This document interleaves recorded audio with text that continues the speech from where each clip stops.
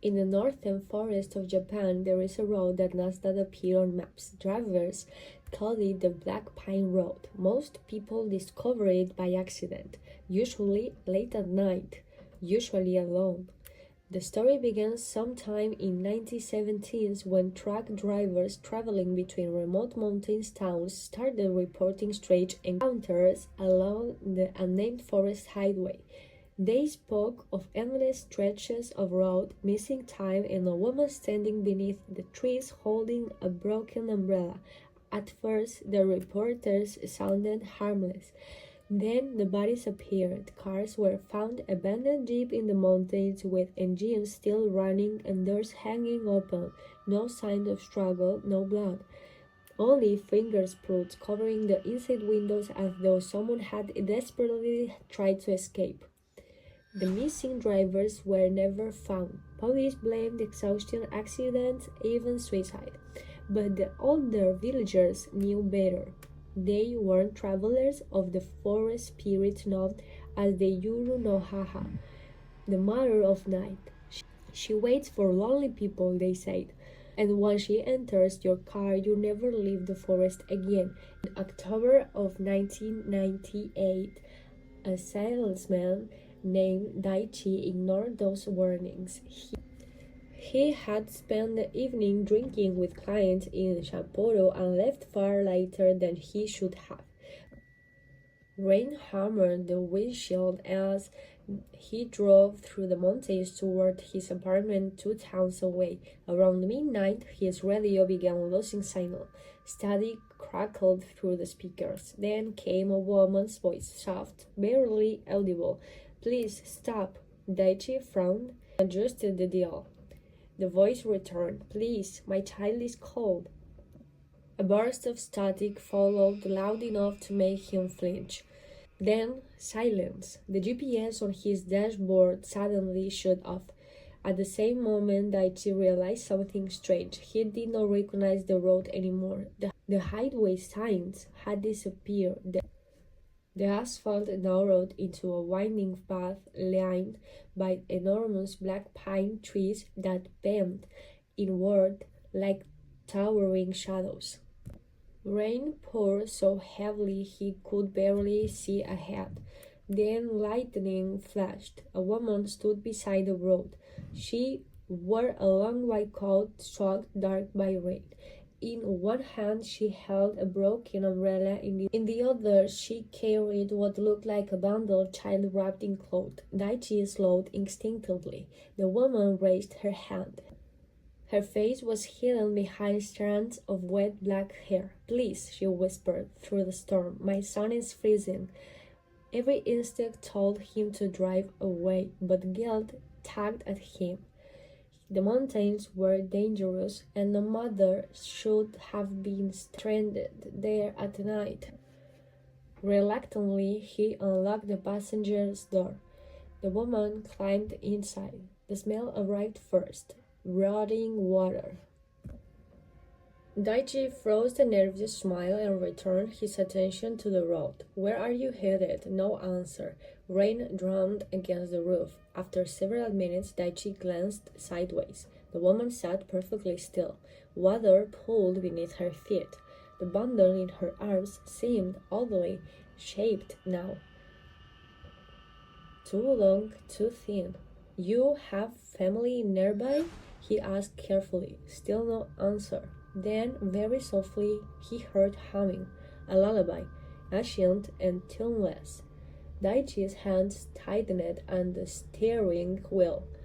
The road ahead stretched endlessly through the forest. He should have reached the next town long ago. His fuel gauge began dropping rapidly. Half of tank, quarter of tank, empty. Yet the engine continued running. The humming stopped. "Do you miss your mother?" the woman asked suddenly. Daichi froze. "What?" "You have not visited her grave in 7 years." Cold spread through his chest. He had told no one about that. His mother had died alone after a bitter argument between them. Daichi never attended the funeral. He buried himself in work instead, convincing himself to had moved on. The woman slowly turned toward him. hair slid away from her face. Her eyes were completely black. "You left her waiting," she whispered. The child in her arms began laughing. Not crying, laughing. A wet, choking sound. Daichi looked down at the bundle and felt his blood turn ice. There was no child, only tangled branches wrapped in funeral cloth. Tiny pale hands protruded from inside the bundle, clawing weakly at the fabric. Daichi slammed the brakes. The car skidded violently across the rain-soaked road before stopping sideways among the trees. "Get out," she shouted. The woman smiled. Her mouth stretched impossibly wide. Outside the windows, figures now stood among the black pines, dozens of them, men and women with pale faces and empty eyes, all soaked by rain, all watching silently. Daichi scrambled for the door handle, but it would not move. The locks clicked shut by themselves. The engine died. Darkness swallowed the car. Then came the knocking. From every window, more hands pressed against the glass from outside, gray hands dripping muddy water. Faces emerged from the darkness, mouth hanging open and naturally wide. The woman beside him leaned closer. "You should have stayed with the dad," she whispered.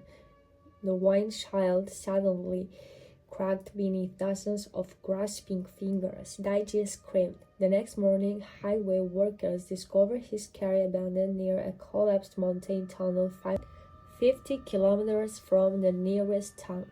The engine was still warm. All four doors were locked by the inside. Daichi was gone, but investigators found something strange. Fogged windows, handprints, hundreds of them, small, large, and one final print on the passenger's window, the shape of a child's hand with impossibly long fingers. Even now, truck drivers crossing the northern forest sometimes report losing radio signal after midnight, and through the static, a woman's voice still whispers, "Please stop, my child is cold." The villagers of Kinch avoided Lantern Road after midnight. During the day, it looked ordinary enough. A narrow stone path winding between old houses and tea shops near the river. Red lanterns hung from wooden poles, swaying gently in the wind. Children played there every afternoon. Vendors sold dumplings and sweet rice cakes beside the canal. But at night, the lanterns lit themselves. No one knew who lit them, and no one stayed long enough to find out. The old people say Lantern Road did not belong entirely to the living. They claim the street appeared only to those carrying regret in their hearts. Most laughed at the superstition until the disappearances began. Every year during the Hungry Ghost Festival, one person vanished somewhere along Lantern Road. No screams, no witnesses. By morning, all that remained was a single paper lantern floating in the river. On the lantern, written in black ink, were the same four words: "Come home with me." In 1987, a newspaper reported named May traveled from Shanghai to investigate the legend. She specialized in strange local stories and believed most could be explained through crime, hysteria, or tradition. Still cared and settled her at the moment she arrived. The town seemed trapped in another century. The buildings leaned inward over the narrow street as though listening. Elderly women burned incense at every corner shrine. During daylight, people avoided speaking about Lantern Road directly. In her inn, May questioned the owner, a thin old man named Chen. "So the lanterns just appear?" she asked while taking notes. Chen nodded without looking at her. "And people simply disappear?" Again he nodded. "You don't believe me." "I believe people fear things they don't understand," May replied calmly. The old innkeeper finally met her eyes. The road understands people too well. The evening rain fell heavily over Kiev. The river swelled beneath the stone bridge, carrying petals and ash downstream. Near midnight, Mare prepared her camera and walked toward Lantern Road alone. The town was silent, no dogs barked, the windows glowed. Only the sound of rain and distant thunder followed her through the dark streets. Then she saw them, the lanterns. One by one, red lights flickered away along the road ahead. No hands touched them, no flame was visible inside, yet each lantern burned with a deep crimson glow that flickered against the western's black blood. May felt a chill crawl across her skin.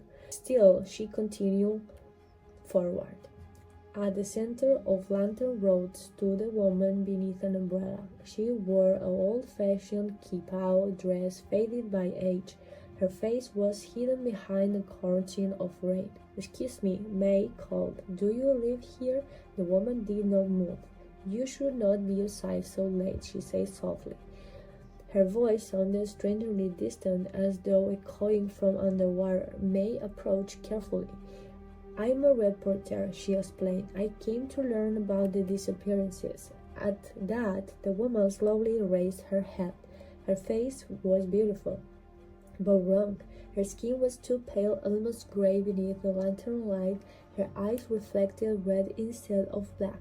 "You came searching for ghosts?" the woman asked. "I came searching for the truth." The woman smiled faintly. "Sometimes they are the same thing." A sudden gust of wind swept down the street. Every lantern began swinging violently. Then May noticed something strange. The road beneath her was gone. Where the entrance should have been, there was only darkness and endless rain. Her heartbeat quickened. The woman turned and began walking deeper down Lantern Road. "Wait," May shouted. The woman stopped without facing her. "Do you regret nothing?" she asked quietly. May frowned. "What?" "Everyone who walks this road carries regret." The lanterns dimmed. And then, for somewhere far ahead, in the darkness, voices began whispering, hundreds of them, soft, overplaying, desperate. May could not understand the words, but she felt them pressing against her mind like ice fingers. The woman finally looked back. Behind her umbrella, her face had changed. Water streamed endlessly from her empty eye sockets. "I waited here for 30 years, she whispered. Suddenly, May remembered the town record she had read earlier that day. 30 years ago, during the Cultural Revolution, several families had disappeared from Kiev overnight after being accused of treason. Among them was a young school teacher named Lin Hua. She had never been found. The woman stepped closer. "I waited for my husband to return," she said, "but the river brought me only lanterns." The whispers grew louder. Shapes emerged beside the road, shadowy figures holding dim red lights, men, women, children. Their clothes hung soaked against their bodies, all staring at May. "You can still live," the ghost said softly, "if your heart is light." May tried to speak, but another memory surfaced suddenly. Years ago, her younger brother had drowned while she was supposed to be watching him. She had buried the guilt beneath work, ambition, and distance. But here on Lantern Road, the memory turned sharper than a knife. The lanterns brightened instantly. The ghost smiled sadly. "Now the road sees you." Cold hands gripped May's wrist from the darkness below. Shadowy figures rose from the flooded stones, their mouths opening silently beneath the rain. May screamed and ran. The lanterns swung wildly overhead as she raced through twisting alleys that had not been there before. The whispers followed her from every direction. "Come home, come home, come home with us." At the last, she saw a faint light ahead. entrance to the street. She lunged toward it and collapsed onto the muddy road outside the town. Behind her, Lantern Road was gone. Only an empty alley remained. By morning, May had already packed to leave Kinch forever. Before boarding the train, she checked the photographs from her camera. Most showed only darkness and rain, but in the final image, standing directly behind her was a crowd of pale figures carrying red lanterns, and among them stood her little brother, smiling, holding a lantern with 4 words painting across it, "Come home with us."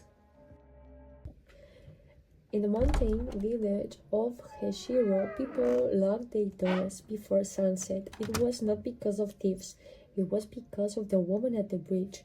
The bridge itself was old, older than the village temple, older than the cedar trees that crowded the mountain road.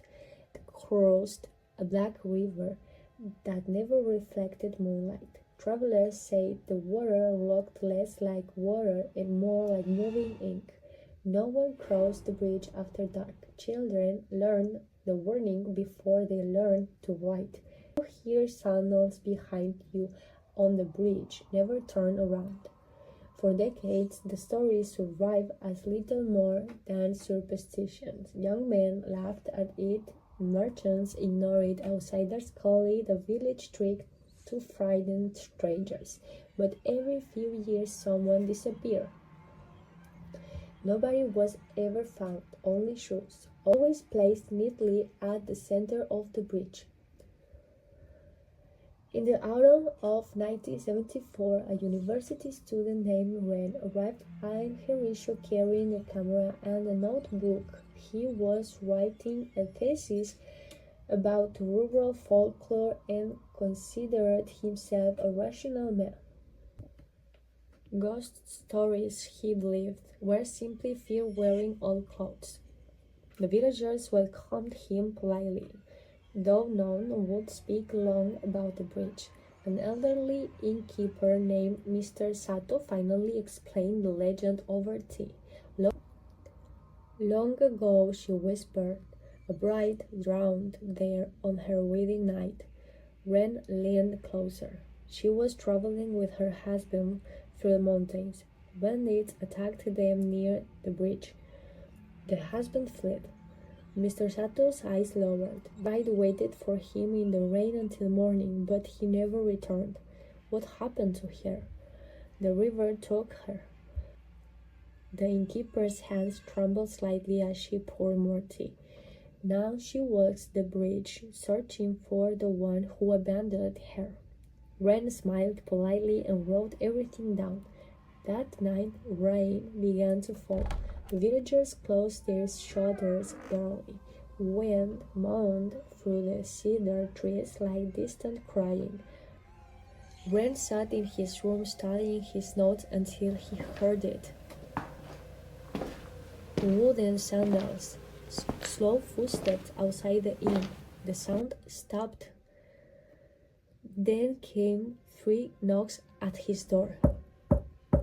Mr. Sato's voice called softly from the hallway. Do not answer if she asks your name. Ren frowned. Before he could respond, he heard another voice outside, a woman, quiet, gentle. Excuse me, she said. Have you seen my husband? The hallway became a natural cold. Ren stood carefully and approached the paper door. Through the thin screen, he saw the outline of a woman wearing an old bridal kimono, her head tilted slightly as though listening. Please, she whispered, I cannot find him. Ren's curiosity overcame his fear. He slid the door open. The hallway was empty. Only wet footprints remained on the wooden floor. The innkeeper appeared instantly, pale with terror. You opened it, she whispered. Ren laughed nervously. There was no one there. Mr. Sato grabbed his wrist. You must leave tomorrow morning. But Ren did not leave. Instead, he became obsessed. The next evening, he carried his camera to the bridge just before sunset. Fog crawled along the river banks. The mountains disappeared into darkness. He waited for hours. Nothing came. Near midnight, frustrated and freezing, he finally packed his equipment and started back toward the village. Then he heard it. It was behind him, slow, measured, impossible to mistake. Every story returned to him at once. Do not turn around. The footsteps continued. Ren, breathing quickened. His rational mind searched for explanation, but another part of him, the ancient animal part buried deep inside all humans, already understood. Something was behind him, something walking exactly at his pace. The sound stopped. A woman's voice drifted through the fog. Why did you leave me? Ren squeezed his eyes shut. The air smelled of river water and rotting flowers. Again, the voice spoke. Close now. Was I not beautiful? His body trembled uncontrollably. Then he remembered the camera hanging from his neck. Without turning around, he lifted it over his shoulder and pressed the shutter. The flash exploded across the bridge. At once, the footsteps vanished. Silence. Ren spun around. No one stood there, only fog. Shaking, he rushed back to the inn and locked himself inside his room until dawn. The next morning, he developed the photograph in a small dark room behind the inn. At first, the image showed only the bridge and mist. Then slowly another shape emerged. A woman in a white kimono stood directly behind him. Her hair hung over her face. Her hands rested gently in his shoulders, and reflected in the river below was not one figure, but dozens. Women standing beneath the bridge in the black water, staring upward with empty eyes. Ren left Hershiro that same day. He never published his thesis. Years later, a box of his belongings was discovered after his death in Kyoto. Inside was the photograph along with a final journal entry written in frantic handwriting. At night, I still hear sandals outside my apartment, always 3 steps behind me, always closer. The photograph was never shown publicly. Everyone who looked at it eventually vanished. And sometimes, on rainy nights in the mountains of Hershiro, villagers still hear a woman asking softly from the bridge, "Have you seen my husband?"